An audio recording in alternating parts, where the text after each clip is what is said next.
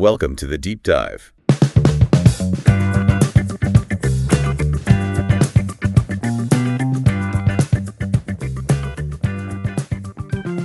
Welcome back to the Deep Dive. This is where we take the sources you give us, cut through the noise, and pull out the really key ideas fast and hopefully pretty engagingly. Exactly. We sift through it all so you get the core insights, the stuff that actually matters, without having to read every single word yourself. And today, we're digging into something fundamental. It's about, well, the ethos of building a business, really. We're looking at excerpts from Art Munoz's newsletter, Revenue Like Clockwork. Specifically, a piece he wrote called From Begging to Building, the True Business Ethos. Yeah. And our mission here is to unpack Munoz's take on what makes a real business. He draws this really sharp contrast, doesn't he? He does. Between what he calls a quick payout mindset, which he basically equates to begging, and the more deliberate work of building a system that actually serves people reliably. And we'll get into his advice on how to start, and maybe more importantly, how not to start building something, meaningful. He kicks it all off with this anecdote that just crystallizes the whole thing. It really does. It's a street encounter story, and it immediately shows you the difference he's talking about. Okay, so let's unpack this. Munoz starts right after leaving his acupuncturist. He's on the street, and he sees this young pregnant woman, Maria. Right. And she has a sign, but what really struck him was her pitch. It was super specific. Just 2 words, wasn't it? Followed by a plea. Yeah. $40, please. I need not to sleep in the street today. Very direct. So Munoz, being Munoz, he stops.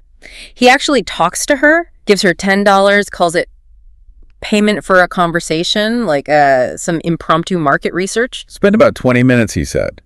And what he found was, well, telling. Her whole approach was completely rigid, wasn't it? Totally. Her offer, if you can call it that, it never changed, even when he suggested things that seemed way more helpful for her situation. Right. Like he offered food. No, I want $40. Offered a place to stay for the night. No, I want $40. Help finding services, maybe work. Same answer. No, I want $40. It was just fixed. She had the message, the attempt at attention, the single offer. But like you said, zero system, no trying to understand the customer's actual potential needs beyond that $40. And definitely no interest in building any kind of relationship. It was purely about that one transaction, that quick hit. Okay, and this is where he pivots.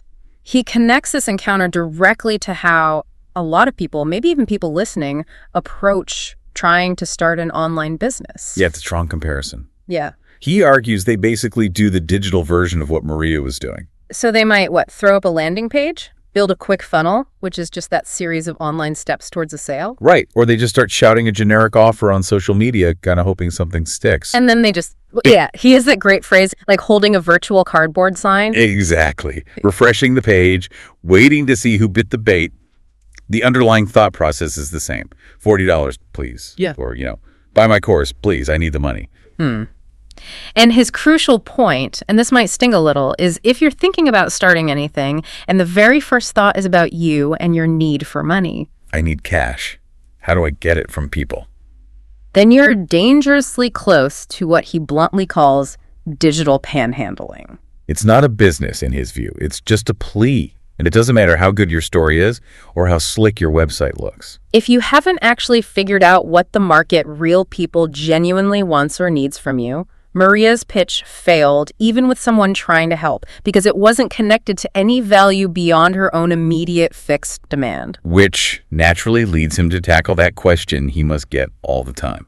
Okay, Art, so what online business should I start? And his answer is pretty counterintuitive to a lot of the usual advice, right? He says, don't start with the what business question. No.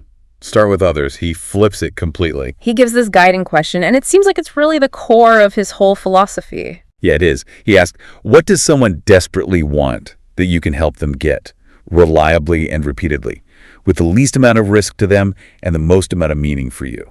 That last part feels important too, the most amount of meaning for you. It's not just about finding any problem. Right. It has to resonate with you, align with your skills, your values. Yeah. And he's really firm. Don't start building anything. No funnel, no podcast, no website until you can answer that question, honestly. Okay, so if you're not supposed to build the usual online stuff first, yeah, what do you do? Where do you begin? You begin, he says, with serving. Find one real person. Not an avatar, not a persona from a marketing textbook. No. An actual breathing human being who has that desperate want you identified. Okay. Find the person, then what? Then you help them. You help them solve that problem, get that thing they desperately want. And if you don't know exactly how... You figure it out. Learn as you go. Exactly. Learn how, work with them, get them the result. And then this is key, help them again. And maybe again. Okay. So it's about proving you can deliver that value repeatedly, not just a one-shot deal like the $40. Precisely. It builds trust. It proves the value isn't a fluke. And while you're doing this, he says, document every single step. Write down what worked, what didn't. Yeah. Refine your process based on helping that actual person. Sharpen it. Systematize it. Turn it into a reliable method for delivering that specific outcome for that kind of person. Yes. That's the beginning of a real business, he argues. Wow. That is really different from the usual launch your funnel in 7 days kind of advice. It sounds much more grounded.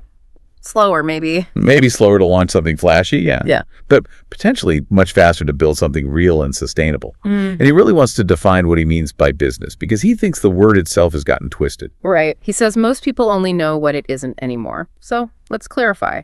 According to Munoz, what is a real business not? Okay, so it's not just chasing metrics on a dashboard. It's not just a clever funnel designed purely to, extract cash from strangers as efficiently as possible. It's not just a slide deck with fancy jargon. Definitely not. And it's absolutely not just a profit generator, disconnected from everything else. Okay, so if it's not those things, what is it in his framework? A real business is a system. Yes, you operate it. But its fundamental purpose is to serve people. And crucially, it generates revenue, it makes money, but without violating your conscience or theirs. That's a high bar. He talks about it having a rhythm. Accountability. Yeah, a natural rhythm. Accountability to your promises, to your customers. It should put food on your table, absolutely, but it should also give you a reason to get up in the morning that feels honorable, dignified. Which is probably why he pushes back so hard against things like passive income or work from anywhere being the goal or the definition. Exactly. Those might be nice outcomes or benefits that good system design can create, but they aren't the essence of the work itself. The essence, he says, is dignified work. Dignified work, but engineered intelligently, not just hard work for its own sake. Precisely. Engineered intelligently with the aim of producing two things: a legacy, something valuable you put your name on, and ultimately time freedom for you, the creator. He brings in history too, doesn't he? To sort of explain how we got here? He does. He contrasts, maybe simplifies a bit, but contrasts Adam Smith's implied vision businesses built for, lasting utility in a community with Milton Friedman's later focus. The Friedman doctrine being primarily about shareholder profits, right? So yeah. Spreadsheets and quarterly earnings above all else. Yeah. Munoz argues that shift changed everything. It led people to stop focusing on building businesses designed to last and serve, and instead focus on building exit strategies, things designed to be sold off quickly. And that's where the story of his dad, the baker, comes in. That's powerful. It really is. His dad built this bakery, served his hometown for over 30 years, woke up before dawn every day. It was about the craft, the service, the reliability. The community depended on it. And then he sold it. Sold it to a younger guy when he retired. But Munoz says this buyer wasn't interested in the baking or the town. He just saw the numbers. Driven by, quote, lust for lucre, not love for loaves. Wow. Love for loaves. And the result? The bakery, that cornerstone of the town for decades, went bankrupt in less than 3 years. Because the new owner didn't understand the serving part, only the extracting part. It's a brutal illustration of the difference. Yeah, it really hammers it home. So, given all this, how does he position his own work? Things like his SNAP Academy or his Forum for Consultants. He calls it a reclamation project. Even a rebellion. A rebellion against? Against that cold, metrics-only model of business success. The one that, he argues, often leaves people feeling burned out, stressed, maybe even kind of hollow. No better off emotionally than when they were just employees, even after years of high performance. So his core belief isn't tied to stock prices or anything like that? Not at all. It's about the real, tangible act of creating something useful, something of lasting utility for other people. Something with your name on it, he says. Yes, and your values embedded in its bones. like his dad's bakery presumably had. That makes sense, and that's what he's trying to teach others to build. Seems like it. Building revenue based on actually solving problems, revenue that follows you because you're the one delivering the value. Yeah. He's up front. It's not flashy. It's not get rich quick. He says it's for people serious about building something worth working on. Right. Something that lasts, that provides real value, not just a quick profit grab. Which really brings us back full circle, doesn't it? His main message seems to be, if you want the good stuff, freedom, fulfillment, flow, legacy, you need a better framework than just chasing $40 or optimizing shareholder value alone. Absolutely. You need a different perspective, a different system. And it all comes back to asking that fundamental question, the one he says is behind every real business. What do others need that I can deliver better than anyone else? And his final advice echoes the start.